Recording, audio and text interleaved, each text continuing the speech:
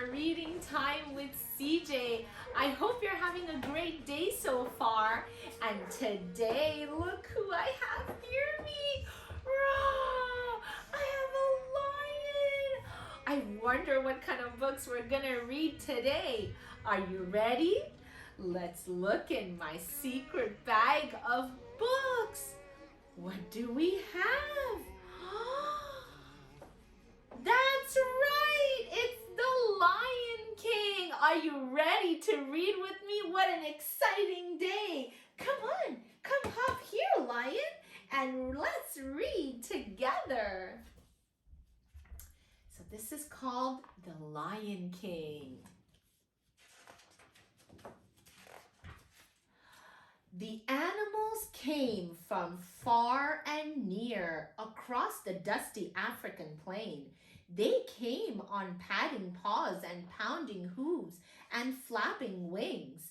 Each beast made its way to Pride Rock, for that was the home of the Lion King, and this was a special day in the Pride Lands. On this day, Simba, the firstborn, cub of King Mufasa, and Queen Sarabi would join the great circle of life. The animals took their places and bowed to King Mufasa. Then Rafiki, the wise baboon, stood at the edge of Pride Rock and held up the future Lion King for all to see. A great cry arose from all of the animals, but one animal did not join in the joyous ceremony. Scar, the king's jealous brother, stayed in his den. Later, Scar just laughed when the king's advisor, Zazu, the hornbill, criticized him. As the king's brother, you should have been first in line at Simba's ceremony.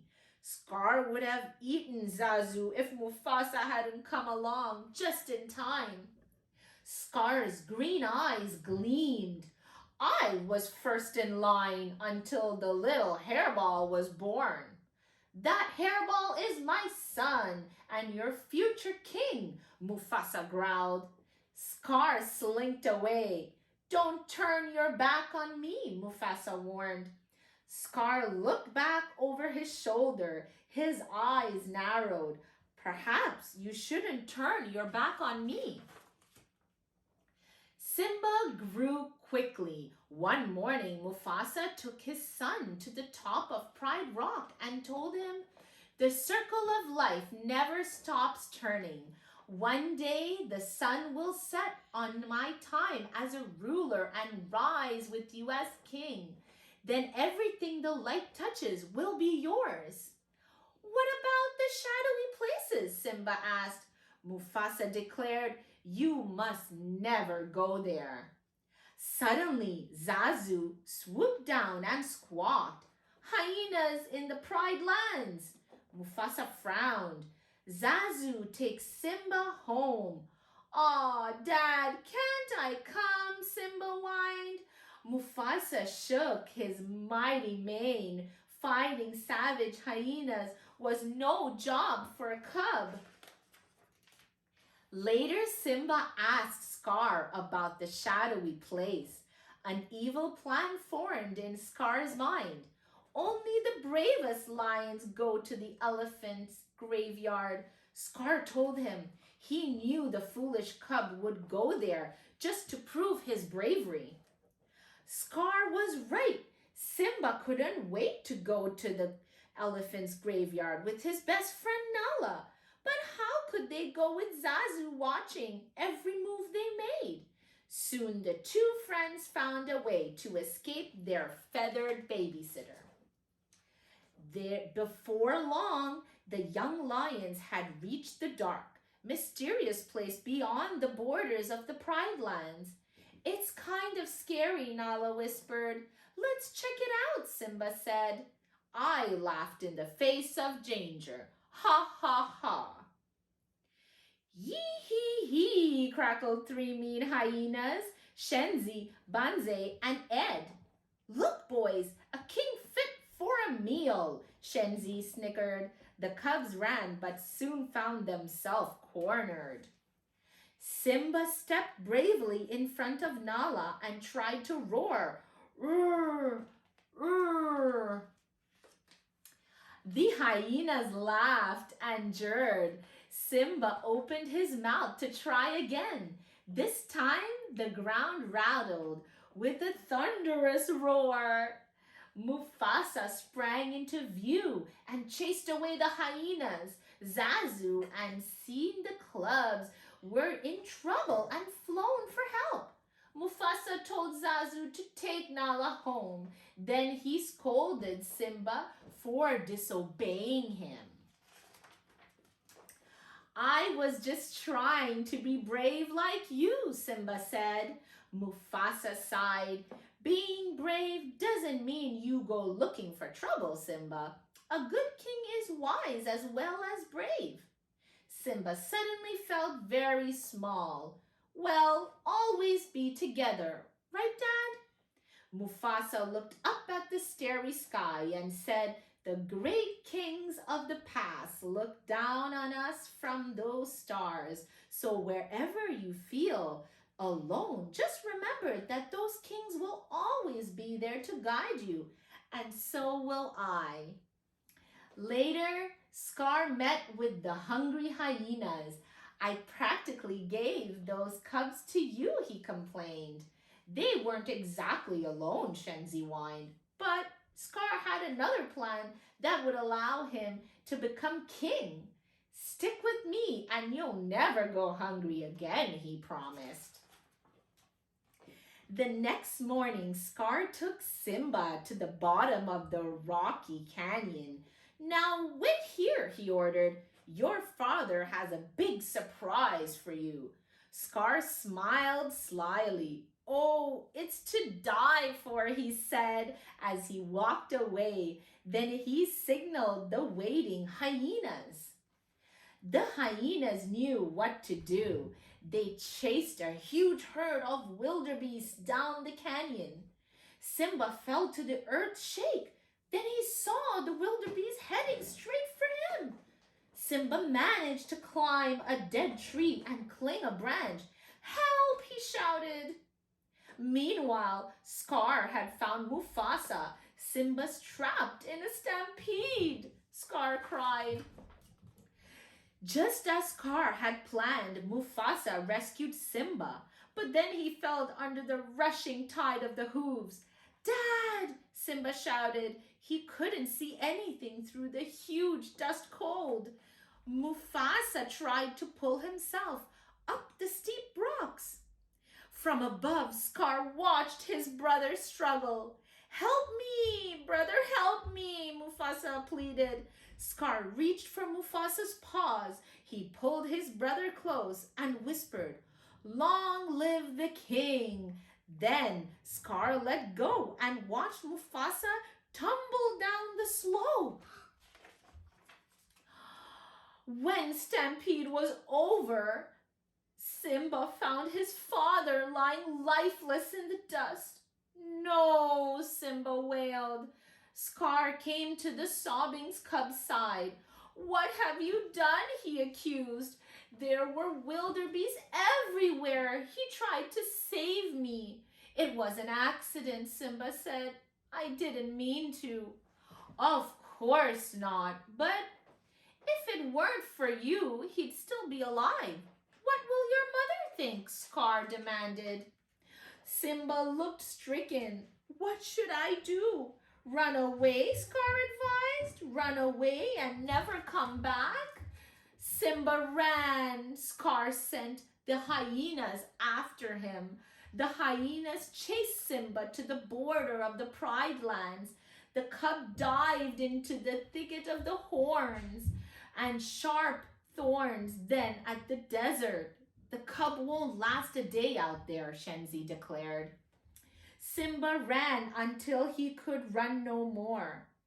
The thirsty cub collapsed on the side. Vultures watched him hungrily, but Timon the Mercat and his friends Pumbaa the Warthog found him.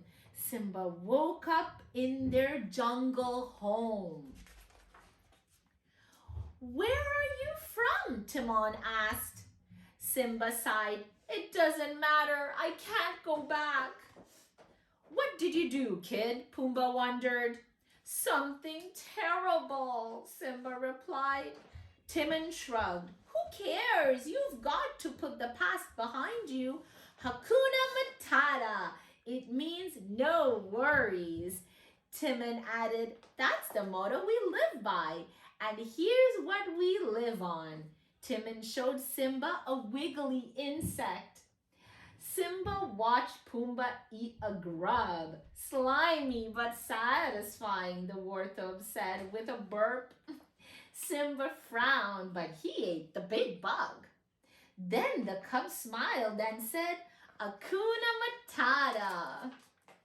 In the months that followed, Simba ate many, many grubs and grew into a full-size lion. Most of the time, he was happy with his friends, Timon and Pumbaa. Yet he missed his mother and often thought of his father. One night, as they gazed up the stars, Simba remembered that his father had told him he wondered if the great kings of the past really were looking down from those stars. Simba felt very alone. The next day, Simba heard Timon scream. A hungry lioness was about to pounce on Pumbaa, who was stuck under a log. Timon was bravely trying to protect him. Simba gave a mighty roar and leaped into the lions. That's right. Then began to fight until Simba recognized his old friend Nala. He gasped. The lioness looked deep into the eyes of handsome young lion and whispered, "Simba, Scar told us you were dead." Nala told Simba how terrible things were now that King Scar and his hyenas ruled the Pride lands.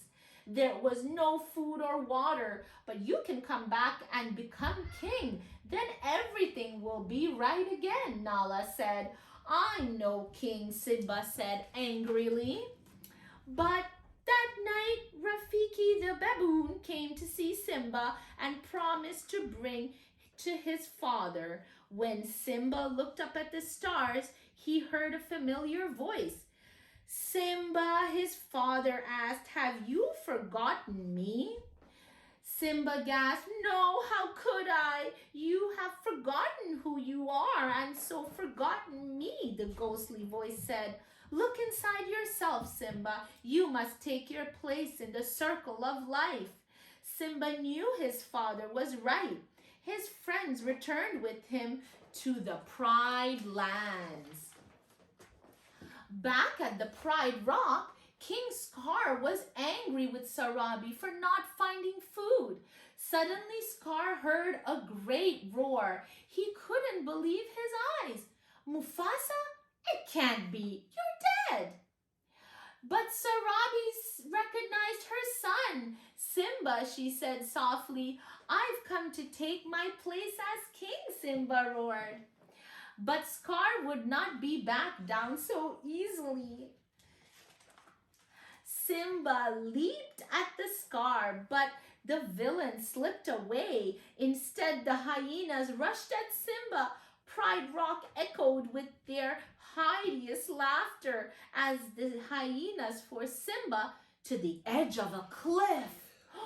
Scar walked up to Simba. "Your daddy isn't here to save you this time," Scar taunted. Then he paused Simba to the cliff. Simba's claws scrambled for a hold on the edge of the steep slope. "This looks familiar," Scar sneered. "Oh yes, it's just the way your father looked before I killed him." At last, Simba knew the truth. With a mighty roar, he leaped at Scar. Meanwhile, Timon, Pumbaa, and the lioness had chased the hyenas off Pride Rock. Simba sent Scar flying over the cliff into the mob of hungry hyenas. Finally, they had a meal fit for a king, or a king fit for a meal. Simba thanked his friends. Then he walked to the top of Pride Rock. His rock roared, echoed through the Pride lands. The rightful king had taken his throne. Simba knew that a king must have a queen. Of course, he chose the beautiful Nala. The plains were soon lush again, and the hunting was good once more. Before long, the animals again came from far and near across the dusty African plain. This time, they came to greet the firstborn cub of the King Simba and Queen Nala. Wise old Rafiki stood at the edge of the Pride Rock and helped up the cub for all to see. The elephants trumpeted and the zebras whined for joy as the future Lion King joined the great circle of life. The end. Wow, girls and boys, that was such a beautiful story of the Lion King. I sure hope you enjoyed this story as much as we did. Did you like this story as well? Please let me know. Thank you for tuning in with me, and keep the love of reading books. We will see you next time. Bye-bye.